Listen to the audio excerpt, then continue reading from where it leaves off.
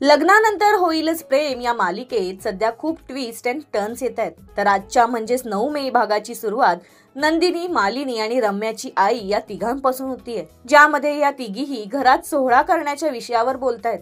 तर ऑफिसमध्ये रम्या तिच्या आईला फोन लावत तिथं जे काही घडलंय ते सांगतेय आणि त्याचबरोबर घरात सोहळा करण्याचा विषय सुद्धा तूच मांड असं रम्या तिच्या आईला सांगतेय। तर एकीकडे पार्थ काव्याला तिचा फोन देण्यासाठी आलेला असतो, पण काव्या कॉलेजमध्येच नसते याचा संशय मात्र पार्थला येतो आणि काव्याचा फोन काव्याच्या एका मैत्रिणीजवळ देऊन तो निघून जातो। तर दुसरीकडे काव्या जीवासोबत झालेल्या भांडणाचा विचार करत असते, तेवढ्यात तिची मैत्रीण तिचा फोन द्यायला येते आणि त्याचसोबत तिला पार्थ सोबत नातं सुधारण्याचा सल्लाही देते।